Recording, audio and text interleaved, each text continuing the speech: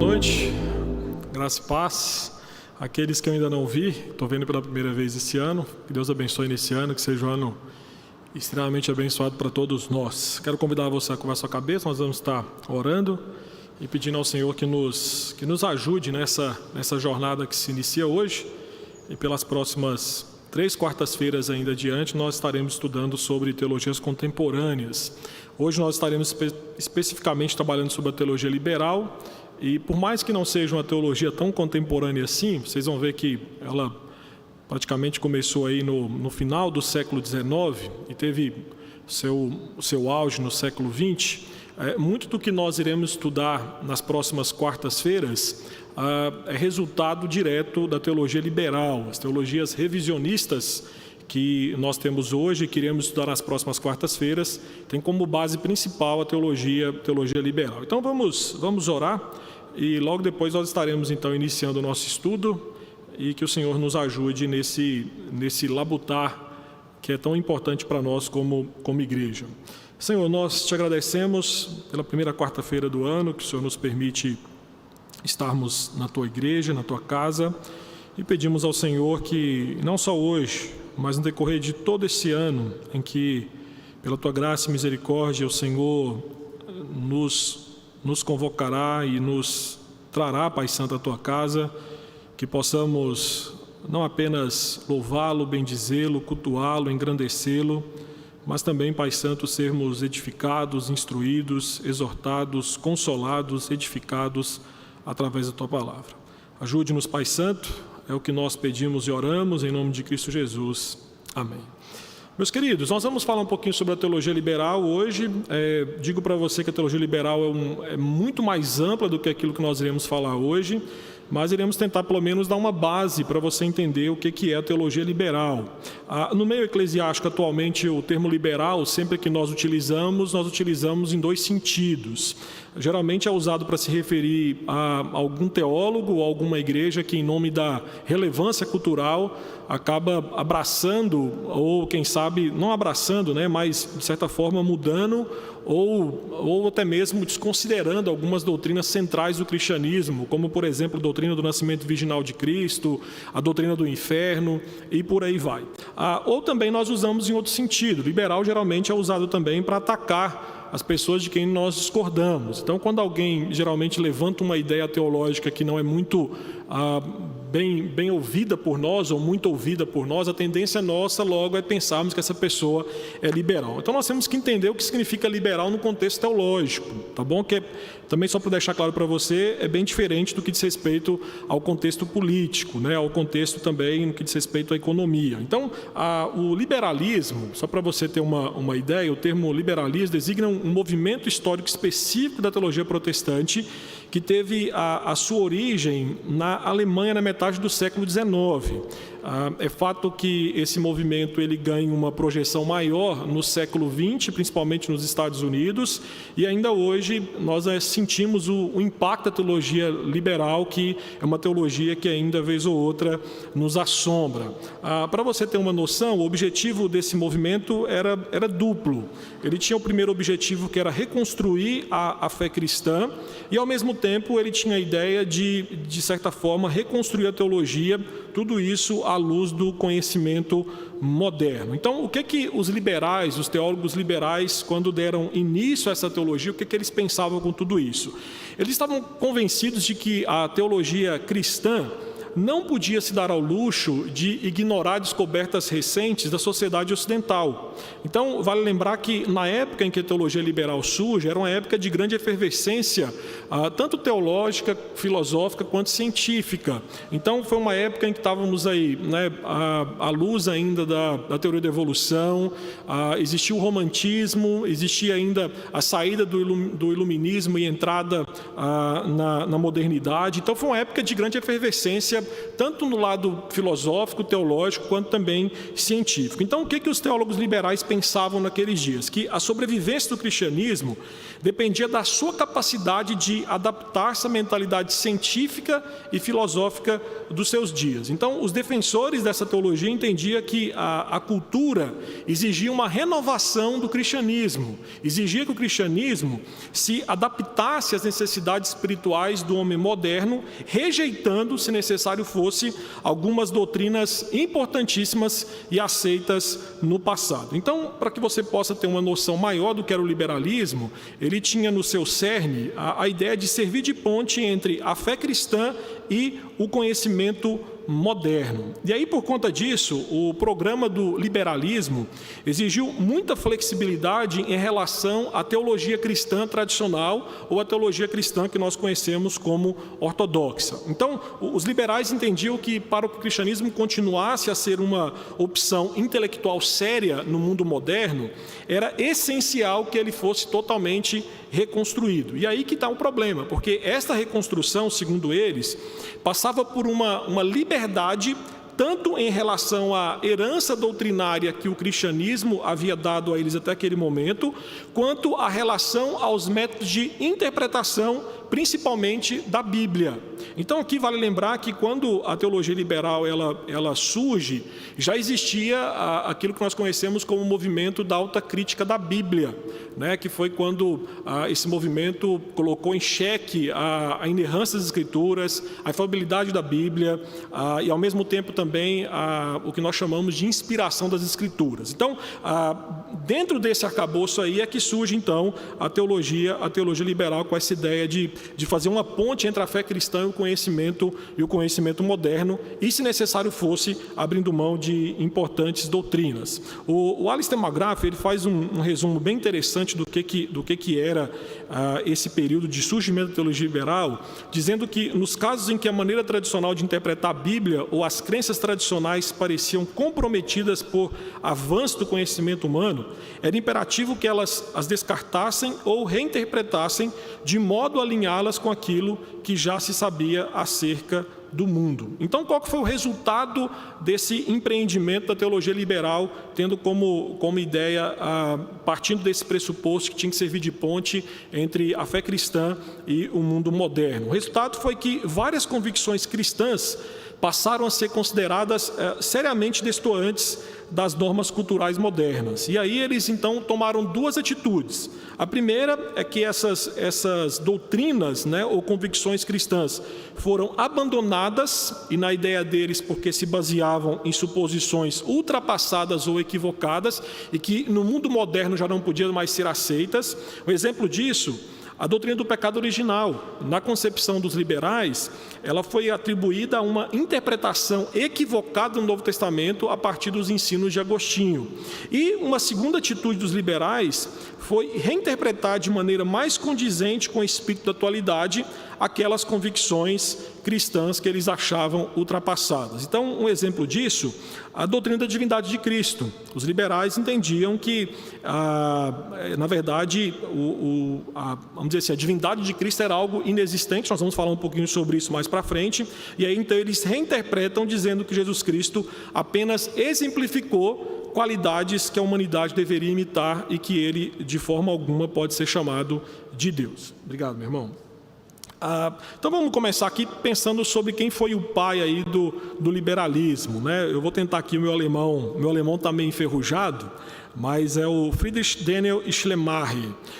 É considerado como o pai do liberalismo, tá bom? Esse homem aí é que, de certa forma, dá base para tudo aquilo que vem depois do liberalismo. Então, o Norman Geisler diz que o Schleiermacher foi influenciado pelo pietismo, que enfatizava a devoção mais que a doutrina, pelo romantismo, que incluía a crença no panteísmo em oposição ao teísmo, lembrando que o romantismo também tinha uma ênfase muito grande na experiência, e pelo agnosticismo, seguindo aí o Immanuel Kant, que enfatizava o prático muito mais do que a teoria. Então, o Schleiermacher foi um teólogo alemão, que viveu aí entre 1768 e 1834, foi um homem que foi educado no pietismo morável, era vamos dizer assim, para muitos estudiosos aí do pensamento cristão moderno, eles são quase unânimes em conferir a Schleiermacher, por exemplo, a posição de pai da teologia moderna. Não apenas pai da teologia liberal, mas também pai da teologia moderna. Então, esse homem, para você ter uma ideia, alguns estudiosos o consideram como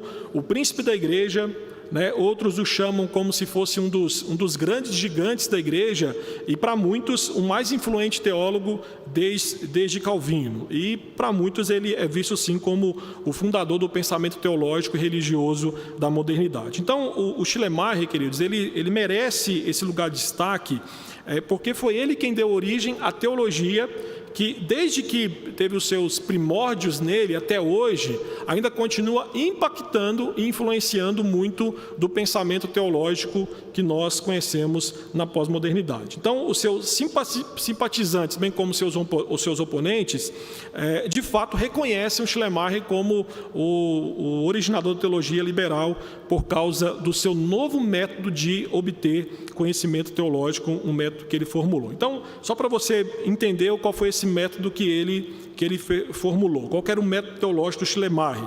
A inovação dele estava no método teológico, estava em encontrar-se no voltar-se para o sujeito que crê. Então, só para você ter uma ideia, qual que é a proposta que ele faz aqui? Ele propõe uma mudança de fonte de reflexão teológica. Até o Schleiermacher, o que servia de fonte de reflexão teológica era um conjunto de proposições doutrinárias. Nós conhecemos aí como ortodoxia. Só que, na visão do Schleiermacher, esse conjunto de proposições doutrinárias eram autoritárias, repressivas e que deveriam ser então abandonadas, porque isso impedia o pensar crítico, criativo e construtivo do que diz respeito a se fazer teologia. Então ele muda e aí ele vai dizer o seguinte, que a partir desse momento a fonte de reflexão teológica passa a ser a experiência religiosa. Então, olha só, o assunto e o critério da teologia, segundo ele, não era mais um corpo de revelação, um corpo doutrinário de revelação dadas por Deus, mas passava a ser a experiência do crente.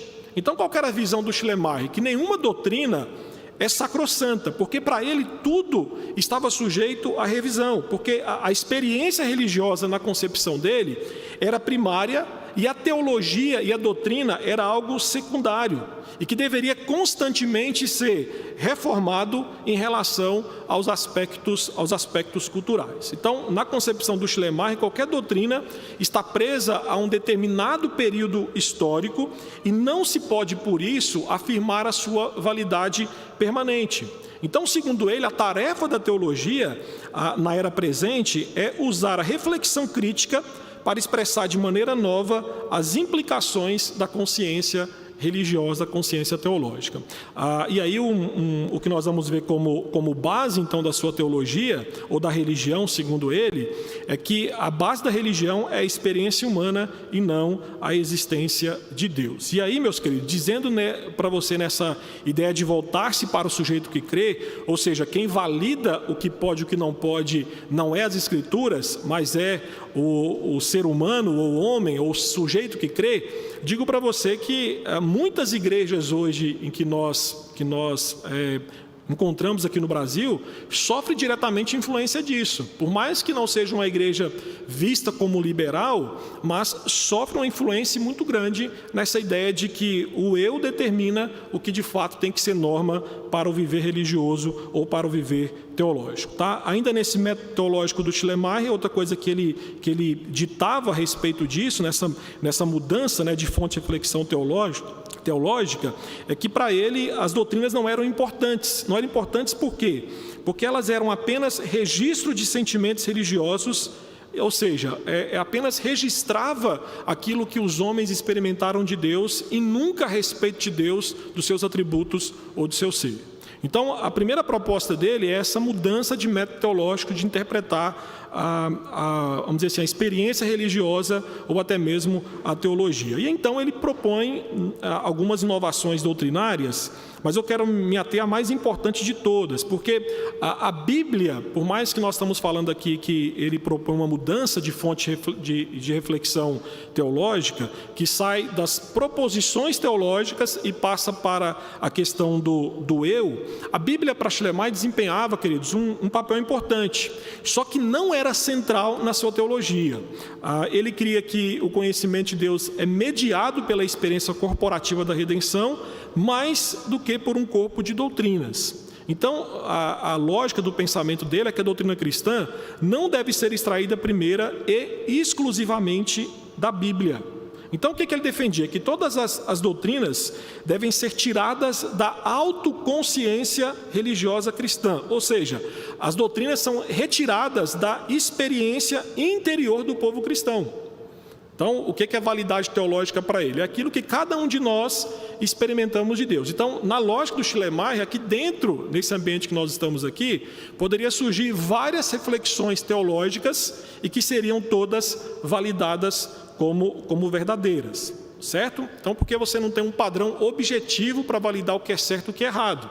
A concepção de Schleiermacher, aquilo que valida o que é certo e o que é errado é a experiência que cada um tem. Então, segundo ele, a Bíblia era especial no sentido do quê? No sentido de que apenas relatava a experiência religiosa das primeiras comunidades cristãs. Então, na concepção do Schleiermacher, queridos, a autoridade da Bíblia não era absoluta.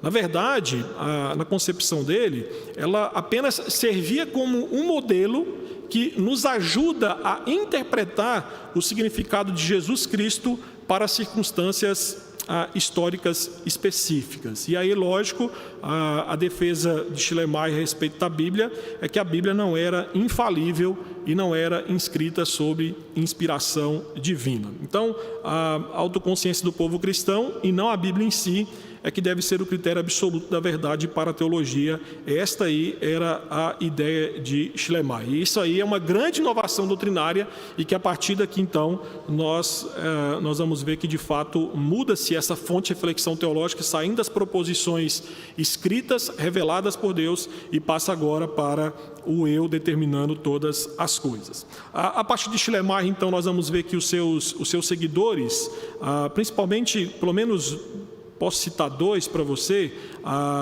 se eu não me engano, um é o Albrecht Ritschl, o outro o Adolf Harnack. São dois teólogos que dão sequência, são seguidores dele, que dão sequência àquilo que ele começou a difundir. Então, a partir disso, nós vamos ver que existia um programa da teologia liberal, certo? E nós vamos ver que, partindo de Schleiermacher, os liberais, assim, nós vamos ver que em alguns momentos eles pensam completamente diferente em algumas coisas, mas eu quero trazer para vocês aqui apenas algumas ideias que eles compartilhavam de forma coesa, e ainda hoje muitos liberais compartilham isso. A primeira é que estavam decididos a reconstruir a fé cristã à luz do conhecimento moderno, como nós já falamos. Eles entendiam que a teologia cristã precisava adaptar-se à nova mentalidade científica e filosófica sem se perder. Um segundo ponto era a ênfase na liberdade que o pensador cristão possuía como indivíduo de criticar e reconstruir crenças tradicionais. Então, aqui, queridos, o que a teologia liberal propõe como programa é uma rejeição à autoridade da tradição ou da hierarquia da igreja. O que eles entendiam é o seguinte: olha, é que a igreja, ou a tradição da igreja, ou a Bíblia, por exemplo, ela exercia um controle sobre a teologia. Então, a proposta da teologia liberal, e aí a palavra liberal vem justamente nessa ideia de liberdade, estavam decididos a romper com as crenças tradicionais quando fosse necessário. Então, eles não tinham dificuldade nenhuma em algum momento se pensar que a doutrina virginal de Cristo, a doutrina do inferno, por exemplo, era difícil de ser entendida ou engolida na mentalidade moderna. Poderia se riscar, passar por cima dela ou até mesmo adaptar-se ou criar algo novo, tá? Nada diferente daquilo que muitos teólogos têm feito hoje na atualidade.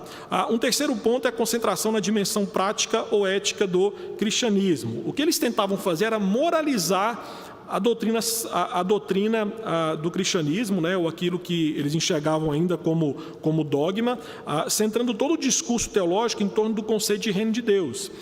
Tem um livro, queridos, que ele acaba sendo influenciado pela teologia liberal, depois vem a teologia do evangelho social, que acaba sendo um filho, vamos dizer assim, um filho primogênito, podemos dizer assim, da teologia liberal, que ele fez muito sucesso no passado, que mostra justamente essa ideia de moralização de todo o discurso teológico. Aquele livro, Em Seus Passos que Faria Jesus, se eu não me engano, do Charles Sheldon, é um clássico da literatura, né, que muita gente leu, e é um livro que ele se baseia puramente o quê? Na ideia prática e ética do cristianismo, né? Então é um livro que até se fizeram um filme já dele, né? Mas é totalmente baseado nessa ideia, a dimensão prática ou ética do cristianismo. Um quarto ponto que faz parte do programa de teologia liberal era basear a teologia em uma outra fundação que não fosse a autoridade absoluta da Bíblia. Então, como já foi dito, eles acreditavam que o dogma tradicional da inspiração sobrenatural da Bíblia havia sido demolido pela pesquisa histórico-crítica da Bíblia.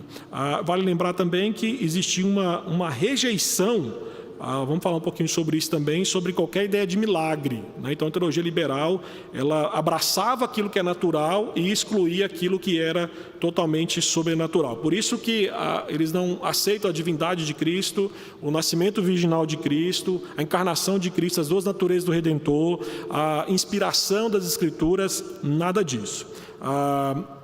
E um quinto ponto, um movimento contínuo em direção à imanência divina à custa da transcendência. Então, o que eles passaram a fazer foi construir seus pensamentos sobre a ligação entre o divino e o que o humano manifesta. E aí eles vão tirar aquilo que, vamos dizer assim, a distância que existia entre criatura e criador, que é a transcendência, ou seja, Deus está acima de todos e de tudo, ela é diminuída. Tá? E aí nós vamos ver que há uma ênfase muito grande na imanência, ou seja, o relacionamento de Deus com a sua criatura. Só que eles fazem isso dizendo o seguinte, que a ligação entre o divino e o humano, ela se dá muito mais pelas capacidades racionais, intuitivas e morais do homem do que da parte de Deus. Então, assim, o que nós vamos ver é que a mudança aqui é que a prática da ortodoxia, né, da teologia ortodoxa, tinha a ideia de que tudo vinha do alto, ou seja, a reflexão acerca das verdades reveladas de forma sobrenatural por Deus. Então, nós vamos ver que a teologia liberal, o que eles fazem é uma teologia vindo de baixo. É centrado na experiência do homem e sobre os seus pensamentos racionais acerca de Deus. Então, nós vamos ver que é um movimento contínuo aí que defende muito mais a imanência divina, justamente diminuir a distância que existia entre Deus e as criaturas. E aí, então, houve algumas revisões doutrinárias. Eu me baseei nesses pontos aqui, no livro do Gresham Machen, que é o melhor livro que você vai encontrar sobre liberalismo e cristianismo, esse é o nome do livro. E então eu peguei os pontos dele aqui, apenas os pontos que ele destaca, que fazem parte dessa revisão doutrinária da teologia liberal, e acrescentei algumas coisas de outras literaturas que eu achei importante. A primeira coisa que ele fala é sobre a doutrina. Meus queridos, o liberalismo defende que as crenças são meras expressões mutáveis da experiência cristã unitária. E aí, como eu falei para vocês, na concepção deles, todas as crenças são válidas. Aí você fala assim, pastor, mas e quando as crenças são conflitantes? Mesmo quando as crenças são conflitantes, não existe problema. Porque na concepção do liberalismo, você pode rejeitar uma doutrina específica para o benefício de outra, ou até mesmo aceitar doutrinas não cristãs. Vou dar um exemplo para você. O liberalismo defende a paternidade universal de Deus e também defende a irmandade universal dos homens. Aquela ideia de que, olha, todos nós somos filhos de Deus. Está errado. Biblicamente, nem todo mundo é filho de Deus. Todos somos criaturas de Deus. Agora, a filiação de Deus se dá a partir da obra de Cristo Jesus. Ao mesmo tempo, a questão de irmandade universal dos homens. A irmandade universal dos homens, ela é inexistente no que diz respeito à forma que nós nos relacionamos como irmãos na fé.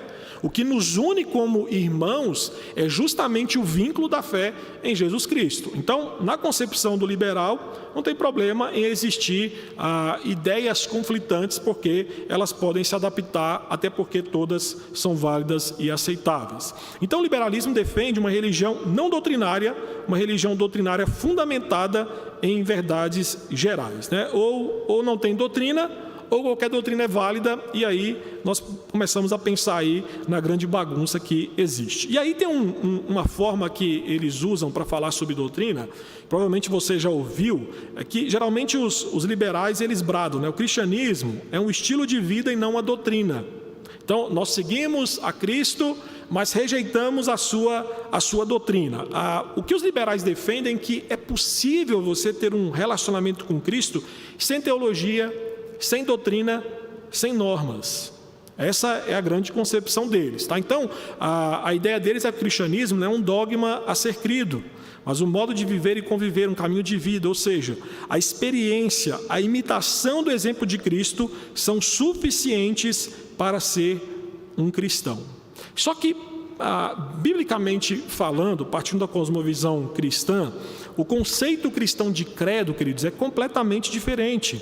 Porque uma crença, meus irmãos, não é meramente uma expressão de uma experiência cristã, mas é o estabelecimento de fatos nos quais a experiência se baseia. Então, logo, ser cristão não é somente um estilo de vida, mas é ter uma vida fundamentada em uma mensagem, fundamentada em uma doutrina. Então, o cristianismo que nós vamos pensar aqui aquilo que é ensinado no Novo Testamento. Por que no Novo Testamento? Porque o liberal dá grande ênfase no Novo Testamento, e meio que esquece o Antigo Testamento e foca bastante no Novo Testamento. Então, o cristianismo ensinado no Novo Testamento não é baseado em sentimentos, nem em deveres, mas sim em relatos de fatos. Em outras palavras, o cristianismo ensinado no Novo Testamento é baseado em doutrina. Dá um exemplo para você aqui, ó. Pega 1 Coríntios 15, versículos 3 a 7. Paulo está falando sobre o ensino que ele recebeu da igreja primitiva. E aí ele vai dizer, olha, o que eu recebi é que Cristo morreu pelos nossos pecados, segundo as Escrituras, e foi sepultado e ressuscitou ao terceiro dia, segundo as Escrituras. Então, olha só, desde o início, o evangelho cristão, como implica o nome evangelho ou boas novas, consiste em algo que de fato aconteceu. Então, desde o início, queridos, o significado do que aconteceu foi estabelecido. E quando isso foi estabelecido, surgiu a doutrina cristã. Então, para você ter uma noção, quando falamos assim, Cristo morreu, uma referência histórica. Cristo de fato morreu lá na cruz. Mas Cristo morreu pelos nossos pecados, aí nós entramos em doutrina. Então, um aspecto importante que você não pode se esquecer é que, sem esses dois elementos, narração dos fatos históricos, mas a narração dos fatos com seu significado, doutrina, não existe cristianismo. Então, qual que é a ênfase que o liberal vai dar aqui? Ele vai dizer, olha, nós não precisamos nem de referência histórica e nem mesmo precisamos de qualquer explicação dessa referência histórica. Porque o referencial, quem dá é você. Então, isso aqui são coisas necessárias. Só que eu quero que você perceba que os liberais são adogmáticos. Dogmáticos por quê? Porque para eles, queridos, se a doutrina ou a teologia ela é feita de experiências, nós vamos entender então que nenhuma questão teológica está fechada ou decidida. Pode se mudar a qualquer hora, uma experiência nova pode surgir e isso, de certa forma, muda toda a teologia. Então, esse é um dos problemas seríssimos de pensar a teologia adogmática, a teologia sem dogmas, a teologia sem credos. Isso é um problema porque, à luz do cristianismo no Novo Testamento, isto é insustentável. Até porque nós cremos em proposições, nós cremos em uma mensagem, nós cremos em uma doutrina. Então, é importante você entender isso. Um outro ponto importante do liberalismo, a revisão que eles fazem, é na pessoa de Deus. Uma coisa meio que absurda, porque quando você fala sobre teologia, o estudo de Deus, você vai ver que, de certa forma, você precisa conhecer Deus. Você precisa ter a noção correta do conceito de Deus. Mas, por liberalismo, eles entendiam que é desnecessário ter um conceito de Deus. Teologia, conhecimento de Deus, para eles era a morte da religião. Então, na concepção deles, nós não deveríamos buscar conhecer Deus, mas deveríamos apenas sentir a sua presença. Isso aqui, queridos, algumas igrejas, principalmente de linha neopentecostal e pentecostal, hoje nem tanto, mas alguns anos atrás sim, a ênfase muito grande no sentir, né, e não no entender. Então, os cultos, né, geralmente, em muitas igrejas, principalmente de linha neopentecostal, ainda segue essa tendência, programar ações culticas para que quem está sentado sinta, mas não entenda. Então, alguns ambientes de culto são formados, ou são, vamos dizer assim, são montados justamente para se vender experiência, para que você possa sentir Deus, para que você possa sentir o mover de Deus, mas muitas vezes seu intelecto a respeito do ser de Deus, dos atributos de Deus, da obra redentora de Cristo, são completamente descartados. O Albrecht Ritchell, como eu citei para vocês, que é um dos seguidores aqui do Schleiermacher, né, um dos homens que continuam a obra de teologia liberal, por exemplo, ele não via nenhum papel positivo para os atributos metafísicos de Deus. Falar sobre, para ele, onipotência, onipresença, onisciência de Deus, era desnecessário. Então, ele dispensava, queridos, esses atributos, considerando que isso fazia parte da esfera teórica e não da esfera religiosa, não da esfera prática. Então, assim, se é teoria, a gente não precisa disso. A gente precisa sentir. Então, o que adianta eu falar da onipresença do Senhor, se ao falar sobre a onipresença do Senhor, eu não sinto? Então, assim, partindo da ideia de que Deus é amor, né, o Albrecht Ritchell entendia que a fé, portanto, conhece o Deus proclamado por Jesus como sendo amor. A partir disso, isso aqui é o Stanley Grenz fazendo uma avaliação do que o Ritchell pensava, ele não tem nenhum interesse em qualquer ser de Deus. Tá? Então, ou seja, você pensar nos atributos do Senhor, em quem é Deus, isso demanda muito tempo e nós não queremos isso, nós queremos apenas sentir esse poder do Senhor. Então, o que nós vamos ver aqui, quando o liberal fala a respeito da pessoa de Deus, queridos, ele de certa forma, mesmo não negando a transcendência de Deus, que em alguns momentos você vai ver que alguns liberais entendem que Deus continua acima da sua criatura, mas nós vamos ver que eles estão muito mais interessados na imanência de Deus do que na sua transcendência. Então, a ênfase da doutrina de Deus do liberalismo estava na imanência dentro da história e não na transcendência dele sobre ela. Ou seja, Deus estava envolvido com a história, mas Deus não estava acima da história ou até mesmo cuidando e dirigindo toda a história. Então, o que nós vamos ver no que diz respeito à pessoa de Deus e o ser humano é que a distância tão aguda que existia entre Deus e o mundo é totalmente destruída. E o que é pior, queridos, no liberalismo, nós vamos ver que o nome de Deus é aplicado ao processo natural de todas as coisas. Então, para você ter uma ideia, para o liberal, Deus é uma unidade que permeia o mundo. Então, assim, nas grandes e pequenas coisas da vida, neste processo natural no qual nós fazemos parte, nós aplicamos aí o temível nome de Deus. E aí, dessa forma, nós vamos ver que Deus não é uma pessoa distinta de nós. Pelo contrário, nossa vida é uma parte da vida dele. Isso aqui, meus queridos, cheira a panteísmo, aquela ideia de que tudo é Deus e Deus é tudo. E aí, por mais que a teologia liberal não seja panteísta, ela possui traços do panteísmo. Por quê? Porque ela tenta desfazer a separação existente entre Deus e o mundo e entre Deus e o homem. E aí, assim, seguindo essa lógica aqui, né, de que Deus é a unidade que permeia o mundo, mesmo o pecado do homem, ele pode ser considerado como parte da vida de Deus. Então, pela lógica dele, se nossa vida é uma parte da vida de Deus, até mesmo o nosso pecado, pegando essa lógica aqui do liberalismo, de certa forma faz parte da vida divina. Então, é um pensamento meio insano no que diz respeito à pessoa de Deus revelada nas Escrituras. A questão do homem, como é que o liberal enxerga ou enxergava o homem? Meus queridos, não somente as limitações da humanidade como criatura são negadas, porque há uma grande ênfase na humanidade, vamos dizer assim, há uma grande esperança na bondade do homem. Nós vamos ver também que o liberalismo, ele defende a perda da consciência do pecado. Então, para o liberal, o pecado não é herdado nem é um ato intencionalmente errado, nem uma disposição inerente para o mal. Para o liberal, o pecado ou o mal é apenas visto como imperfeição, ignorância, desajustamento e imaturidade, e não como uma herança da desobediência a Deus pelo primeiro casal lá no Éden. Então, o liberalismo, ele entende que a humanidade é boa. A salvação, por exemplo, pode ser alcançada através da persuasão, pode ser alcançada através de uma boa educação. Então, o liberalismo, ele é extremamente otimista quanto ao futuro da humanidade. Na cabeça do liberal, e em alguns momentos nós vamos ver que eles defendem a questão do universalismo, que todos serão salvos, né?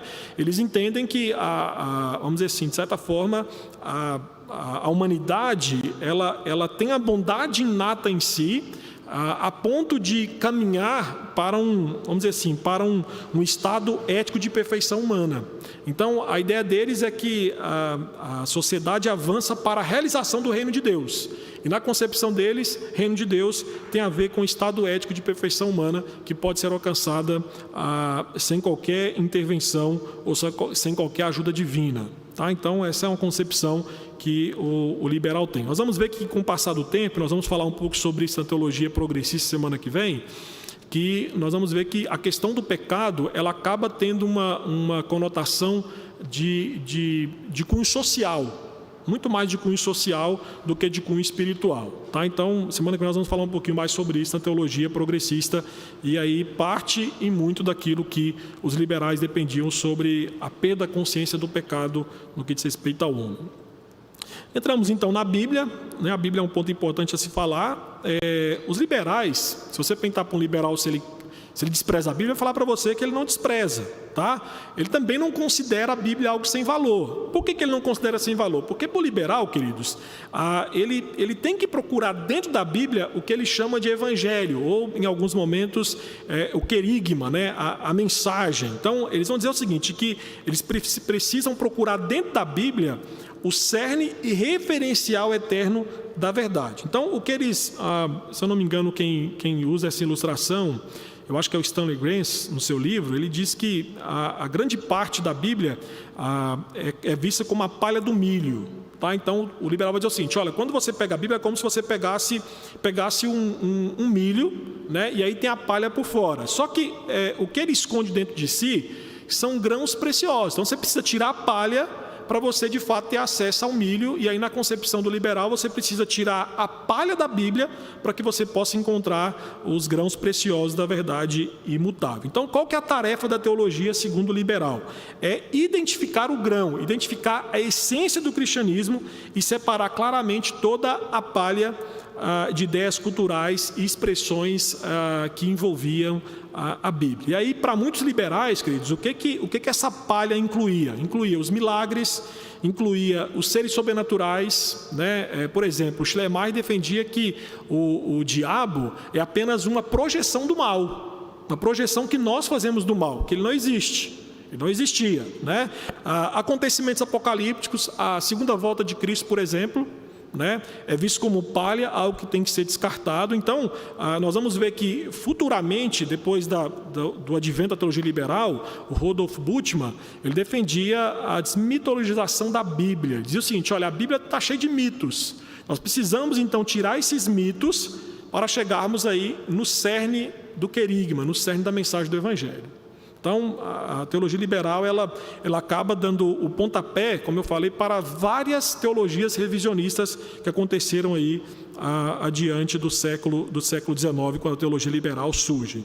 Então, os liberais com isso, queridos, o que eles negam é a inerrância e a inspiração bíblica com base na assertiva de que a Bíblia é obra de autores limitados pelo seu tempo.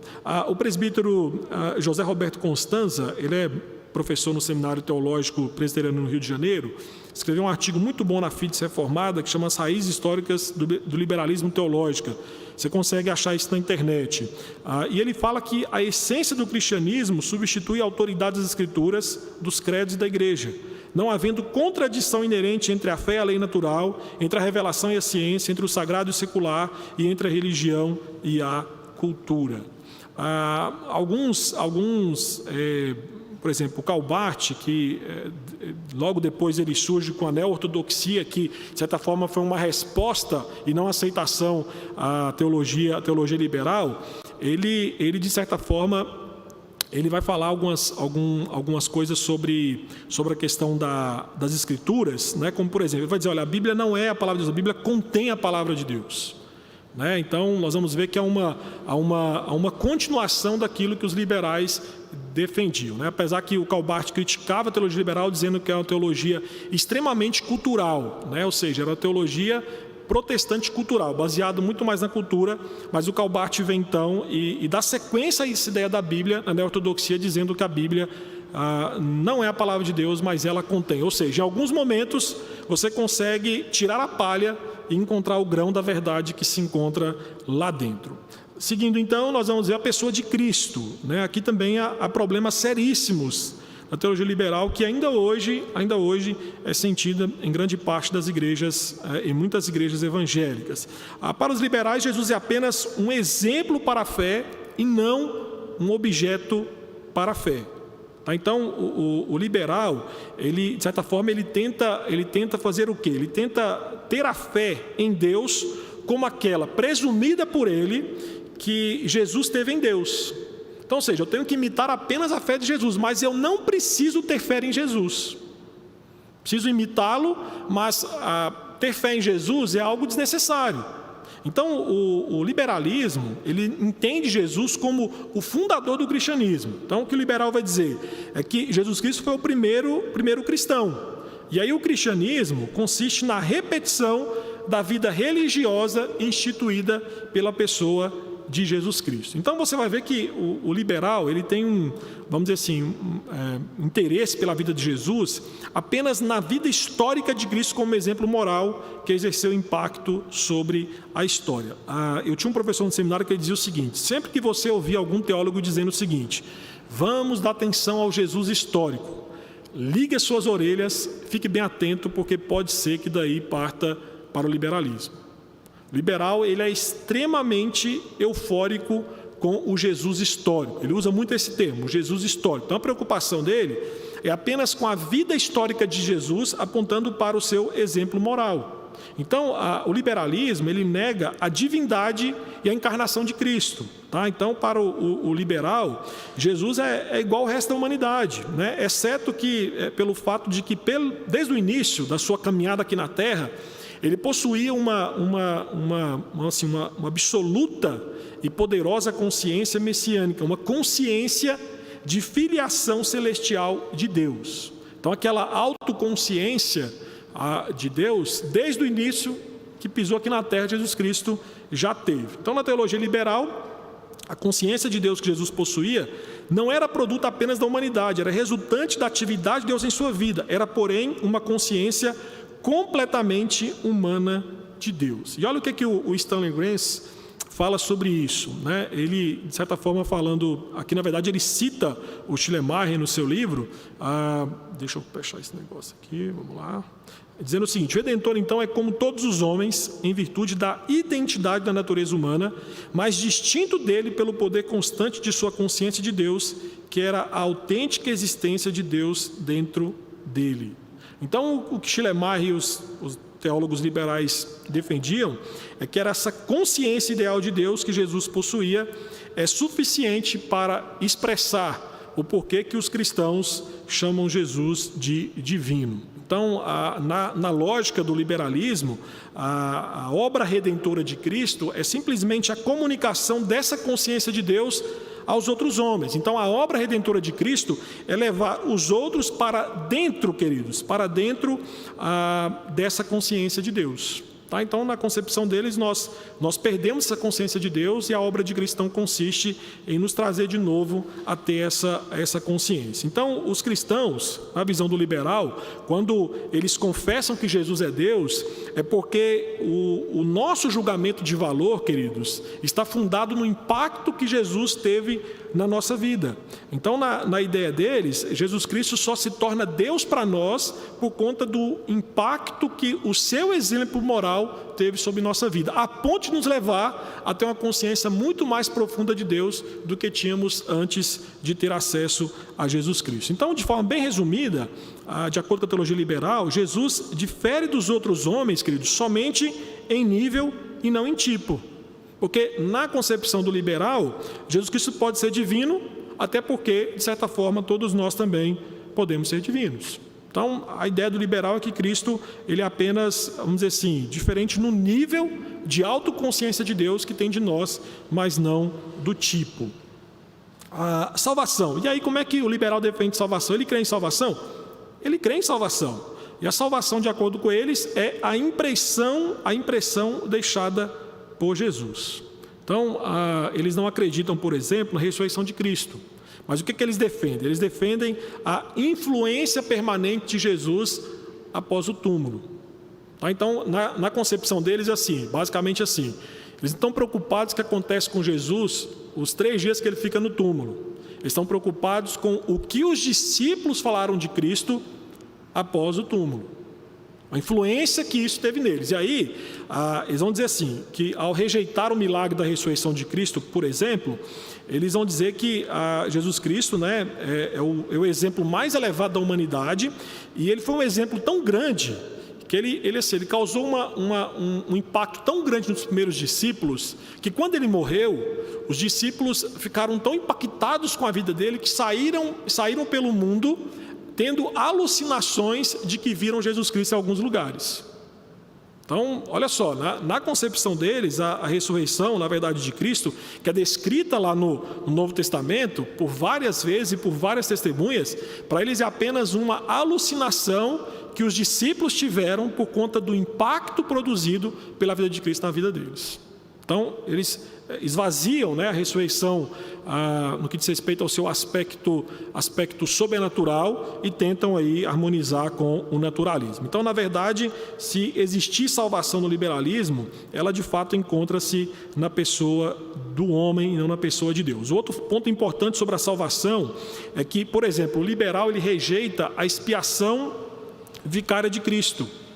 Eles não aceitam de forma nenhuma dizer que Cristo morreu em lugar do pecador para apresentá-lo indesculpável diante do trono de um Deus santo. Então eles entendem o sacrifício de Cristo apenas como um exemplo de autossacrifício que deve ser imitado por nós, né? E aí, lógico, a concepção liberal defende o inclusivismo, ou seja, além do evangelho, outras formas de salvação existem. Então, um exemplo claro disso, você, por exemplo, de acordo com o liberal, você pode encontrar salvação no budismo, você pode encontrar salvação no hinduísmo, no islamismo e por aí vai. Então, a outra ideia deles é a questão do universalismo, ou seja, no final, todos serão salvos, né? Tem um livro do Rob Bell que há uns 5, 6 anos atrás foi lançado aqui no Brasil, O Amor Vence, que ele defende justamente essa ideia do universalismo, né? Tem um pastor batista brasileiro, o Ed Henriquevitz, que defende essas duas ideias aqui, o inclusivismo e defende também o universalismo. Tá? Há várias pregações dele, vários estudos dele, justamente apontando para essa ideia. Um deles, ele entende que, por exemplo, ele falando que iremos chegar no céu, iremos contar com Hitler, né? E ele cita alguns ditadores aí que passaram pelo mundo e que morreram. De fato, nós não temos como dizer se alguém foi salvo ou não. A salvação é pela graça. Mas a Bíblia nos fala também que pelos frutos você conhece a árvore. Então, eu prefiro não dizer que Hitler foi salvo do que ele foi salvo, né? Não sei, pode ser que ele se arrependeu no último momento, não estava lá com ele, né?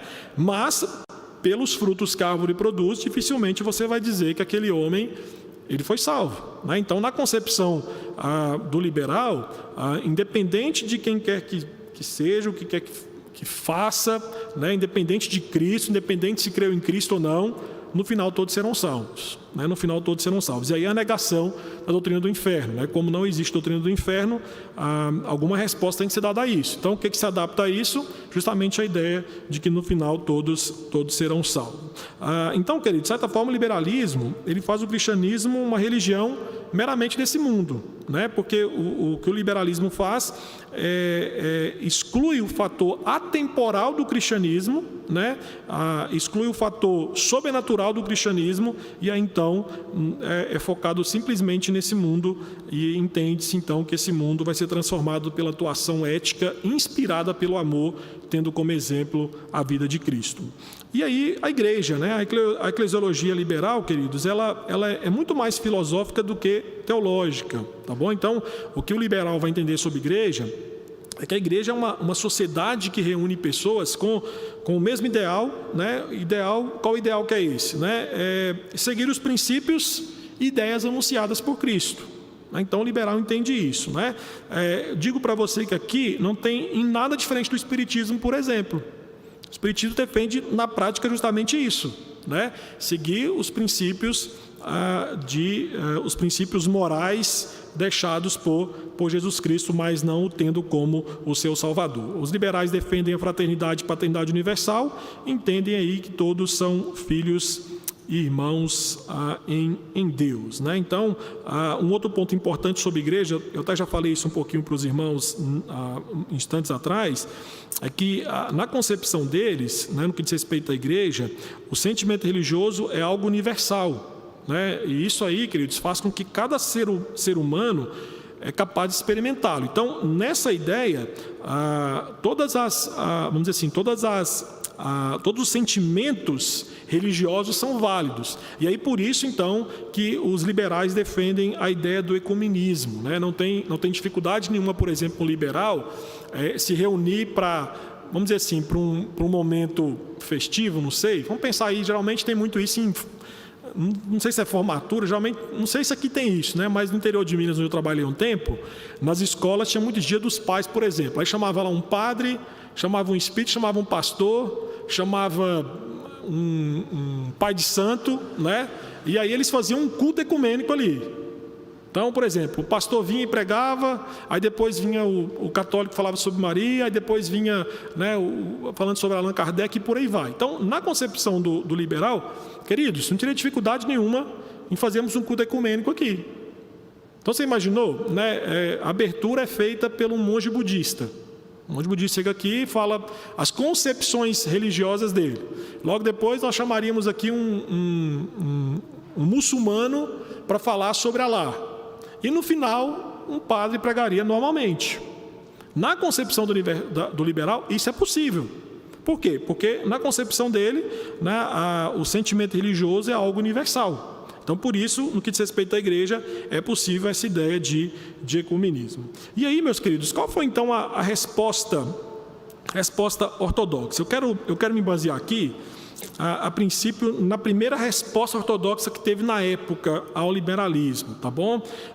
Teve o fundamentalismo teológico. A palavra fundamentalismo, ela infelizmente, ela foi, vamos dizer assim, ela foi esvaziada do seu significado. A palavra fundamentalismo, ela hoje está carregada com um conceito aí de intolerância, né, de anti-intelectualismo e por aí vai. Só que a primeira coisa que nós temos que fazer é entender que esses conceitos negativos, queridos, não podem de forma alguma ser vinculadas aos teólogos evangélicos conservadores que deram origem ao movimento do fundamentalismo teológico, tá? É fato que nós vamos ver que com o passar do tempo o fundamentalismo teológico ele tem uma visão muito sectarista da igreja, e aí surge o evangelicalismo, que é uma resposta a essa aberração que o fundamentalismo teológico se torna. Mas no início o fundamentalismo teológico ele aparece como algo bom. Ele aparece como proposta de teólogos conservadores ortodoxos como uma resposta ao liberalismo. Então, o movimento evangélico, queridos, assumiu o nome fundamentalismo por causa da publicação de uma série de ensaios teológicos sob o título Os Fundamentos, um testemunho da verdade. Então, na verdade, isso foram ensaios, tá? Que foi lançado entre o ano 1910 e 1915, que defendiam a historicidade e infalibilidade bíblica do cristianismo. Então, essa obra, queridos, reunia artigos escritos naquela época pelos principais acadêmicos, teólogos evangélicos que passaram a defender os fundamentos da fé cristã. Para você ter uma ideia, Os temas envolvidos nessa série foram a inspiração e infalibilidade da Bíblia, a divindade de Cristo, o nascimento virginal, a perfeita humanidade, a suficiência da morte de Cristo para pagar o castigo devido por pecadores a um Deus santo, a ressurreição literal de Cristo, o retorno literal de Cristo na sua segunda vinda. Então, esse movimento fundamentalismo teológico é a primeira resposta, vamos dizer assim, da igreja protestante ortodoxa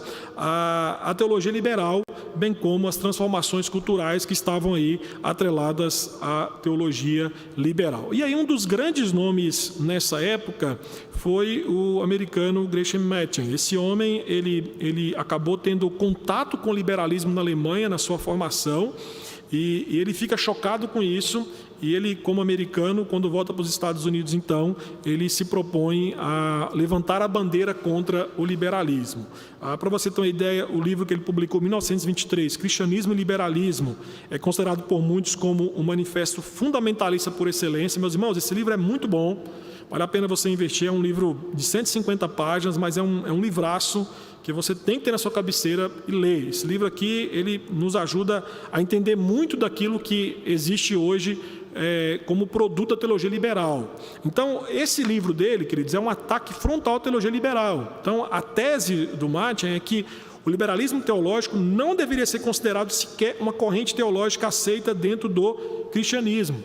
Então, a tese que ele comprova durante o livro é que o liberalismo é, na verdade, uma outra religião.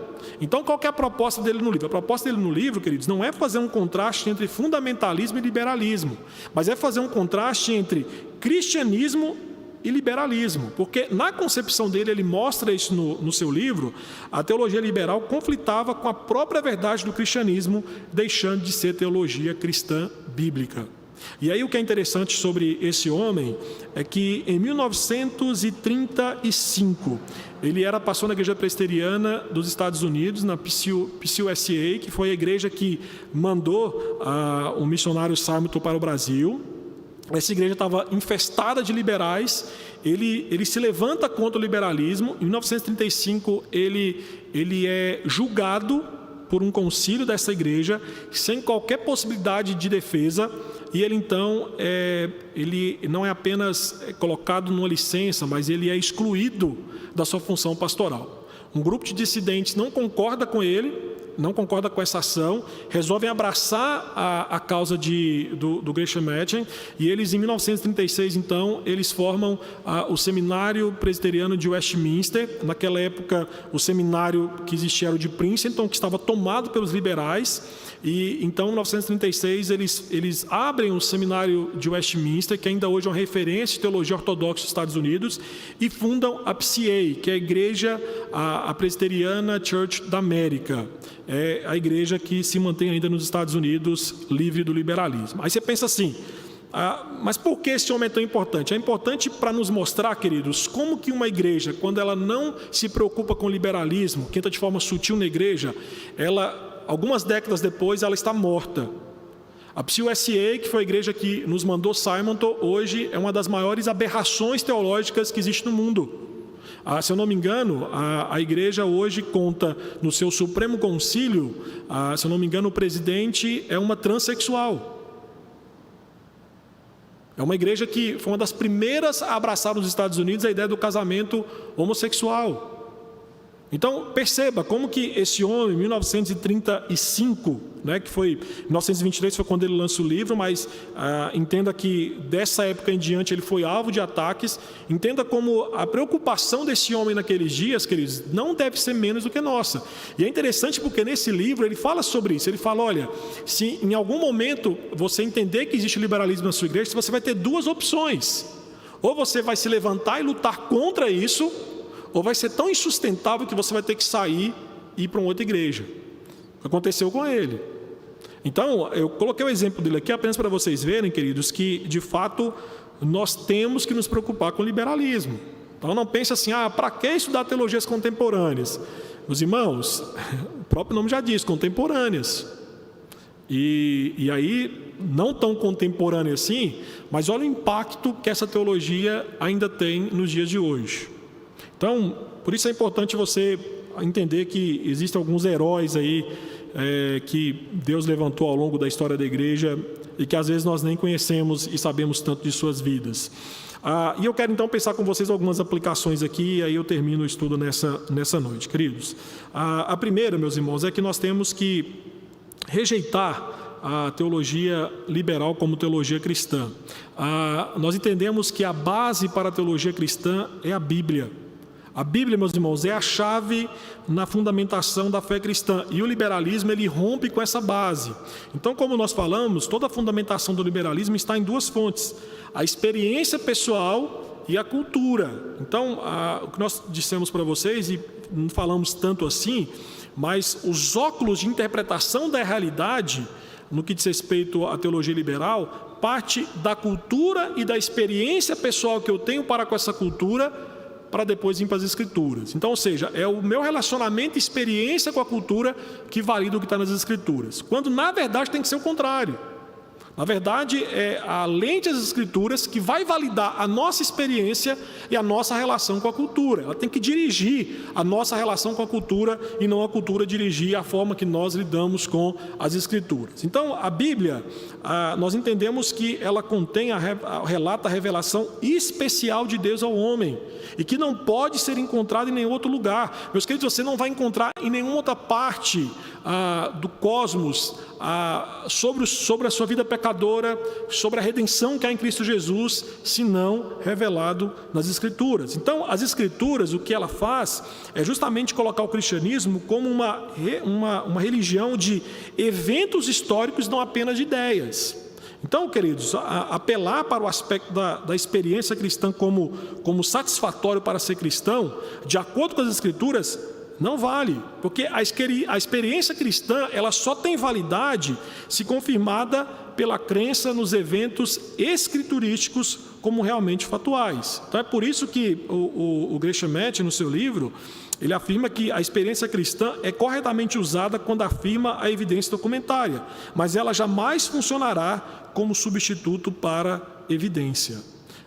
E aí, se a Bíblia não for, queridos, aceita como um relato de fatos verdadeiros da revelação de Deus, cuja plena inspiração e inerrância é essencial para a fundamentação da fé genuína, a religião será outra, mas não a religião cristã. A religião cristã, ela tem como base, fundamento, as Escrituras sagradas revelado. Se você tira isso dela, você tirou tudo o que diz respeito à teologia cristã. Então, no que diz respeito à teologia liberal, nós não temos como dizer que é uma teologia cristã, porque ela não é. Ela pode ser tudo menos cristã. Então, entenda isso. Você pode dizer assim: pastor, eu posso chamar um liberal de irmão? Pois bem, eles também rejeitam, o ensino sobre a pessoa de Cristo. O que nos torna irmão na fé, porque nós cremos no Cristo bíblico. Então, se eu creio em um Cristo diferente das Escrituras, um Cristo sentimento, um Cristo cultural, de certa forma, eu tenho dificuldade de lhe chamar de irmão na fé, porque a nossa crença no Cristo não é a mesma, é um Cristo diferente. Então, por exemplo, a maior parte dos liberais, eles tratam a pessoa de Cristo aquém da cristologia existente no próprio Novo Testamento. Então, como eles valorizam muito o Novo Testamento, quando fala sobre a pessoa de Cristo, a partir do Novo Testamento, nós vamos ver que a cristologia do liberalismo, ela é aquém do que a Bíblia fala sobre Cristo. Então, de modo algum, o liberal apresenta Cristo como Emanuel, como o Deus conosco. Meus irmãos, o liberal, ele considera Jesus um exemplo e um guia. O cristianismo bíblico o considera um salvador. O liberalismo faz de Cristo um exemplo de fé. O cristianismo, o objeto da fé. Não é apenas um exemplo, nós cremos nele, nós não apenas seguimos, nós cremos, E para segui-lo nós temos que crer primeiro. Não é isso que Cristo falou? Para você segui-lo, você tem que primeiro crer nele. Então, antes de seguir a Cristo, nós temos que confessá-lo como Senhor e Salvador da nossa vida. Então, o seguir a Cristo, ele entende-se que antecede de uma confissão de Cristo como Senhor e Salvador da sua vida. O liberalismo considera Jesus como o exemplo mais justo da humanidade. O cristianismo considera como uma pessoa sobrenatural, uma pessoa divina. Então, para o liberal, Jesus Cristo não é o Salvador e Redentor da humanidade, divinamente enviado por Deus. Como nós falamos, ele difere de nós apenas no nível e não no tipo. Apenas no nível e não no tipo. E por último, queridos, rejeitar aí as adaptações, atualizações e mudanças bíblicas para dialogar com a cultura. Meus queridos, as igrejas aí preocupadas em serem culturalmente relevantes negligenciam o evangelho promovendo mudanças ou adaptações, né? Eu citei para vocês o Ed Renekiewicz, que ele, esses dias atrás, falou sobre isso, que a Bíblia precisa passar por uma atualização, né? É uma ideia extremamente liberal isso. E ele ainda vai dizer, olha, nós não podemos basear que somos contra o casamento homossexual por conta de 2 ou 3 ou 4 textos bíblicos. Nós precisamos atualizar esses textos. Ou seja, precisamos fazer uma releitura do que a Bíblia fala sobre esse assunto, para que isso possa ser mais palatável, né? Vamos dizer assim, para o gosto do cliente, para que aquele que senta e ouve possa gostar da mensagem que está sendo proferida. Existe um movimento nos Estados Unidos, e década de 60, 70, 80, mas ganhou grande ênfase mesmo em 90 e 2000, que chamava Movimento Sensível aos Interessados. O que esse movimento propunha? Que tudo aquilo que for ofensivo para as pessoas que se assentam nos bancos da igreja devem ser retirado da pregação. Então você não pode falar sobre pecado, você não pode falar sobre inferno, você não pode falar sobre crucificação, mortificação, santificação, porque isso ofende quem está sentado. E se ofende quem está sentado, então não é uma doutrina muito boa de ser falada. O exemplo claro que eu dou para vocês aqui agora é a doutrina do inferno. Por exemplo, os liberais, eles sempre defenderam que a ideia do inferno, por mais que Jesus tenha falado sobre ele, era algo inadmissível. Então os liberais, eles nunca aceitaram e ainda não aceitam a doutrina do inferno, porque a doutrina do inferno, queridos, inclui a ideia da punição eterna consciente e o derramamento da ira divina sobre pecadores impenitentes. Então, como eu citei para vocês, o pastor americano Rob Bell, há alguns anos atrás, lançou um livro que ganhou notoriedade no mundo, O Amor Vence. Olha o que ele fala nesse livro. Ele diz que a doutrina do inferno é prejudicial e atrapalha a mensagem de amor, de paz, perdão e alegria de Jesus. Então, no livro dele, ele vai dizer o seguinte, que a doutrina da punição eterna dos pecadores que não se arrependem está impedindo pessoas de virem a Cristo. Então ele fala, se nós falarmos sobre isso, as pessoas não vão querer vir chegar a Cristo. E aí, queridos, ele, além disso, que ele advoga, né, era uma forma universal de salvação, em que existe aí a crença também no inclusivismo, né, a crença de que Cristo está salvando a humanidade por outros meios além do Evangelho, e na concepção do Rob Bell, nem mesmo a fé em Cristo é necessária para a salvação. No final, todos serão salvos. O que a Bíblia fala é que o Evangelho é exclusivista. O Evangelho é exclusivista, quer dizer, o Evangelho vai nos mostrar que a salvação não é meramente por meio de Cristo, mas é somente por meio de Cristo. Então a salvação é apenas para pecadores que se achegam a Cristo em fé e arrependimento dos seus pecados. Essa é a concepção bíblica a respeito de salvação. E para finalizar aqui, eu quero apenas pegar uma frase do Richard Niebuhr, no seu livro Cristo e a Cultura, que de certa forma ele resumiu bem a teologia liberal. Ele diz que a teologia liberal mostra um Deus sem ira, trouxe homens sem pecado a um reino sem julgamento por meio das ministrações de um Cristo sem uma cruz. Então o Niebuhr, ele resume o que é a teologia liberal, mostrando o quão distante essa teologia se encontra da fé revelada nas Escrituras. Tá certo, meus queridos? Alguma dúvida, alguma pergunta? Diga.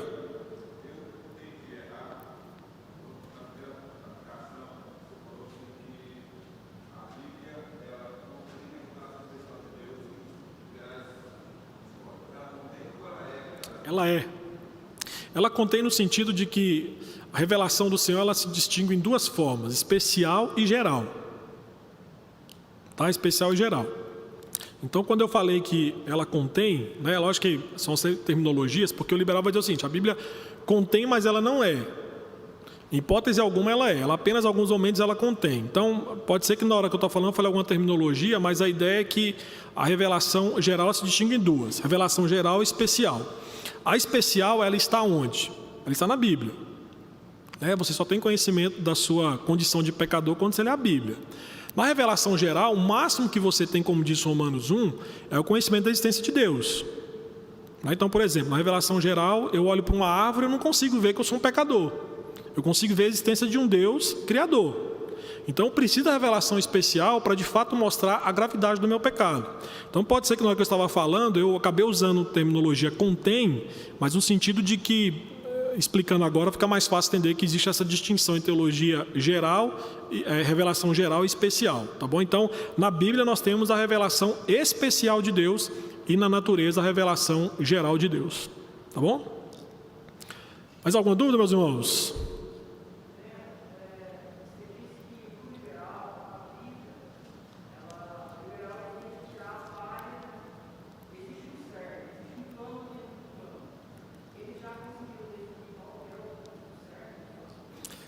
Não, então, aí que entra o problema, porque assim, como o critério é subjetivo, então, por exemplo, acaba que dá muita base para o pragmatismo.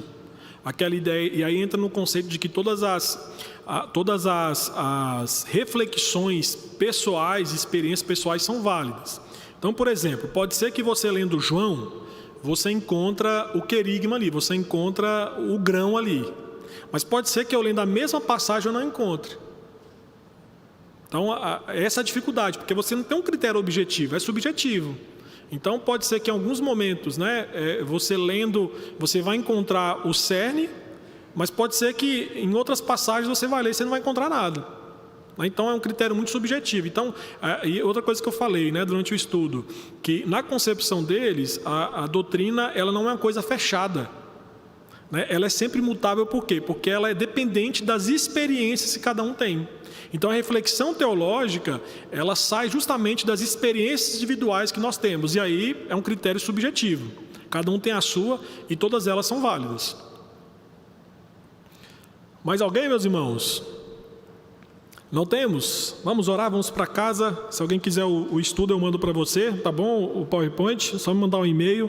Pastor, me manda o estudo que eu respondo para você. Vamos orar?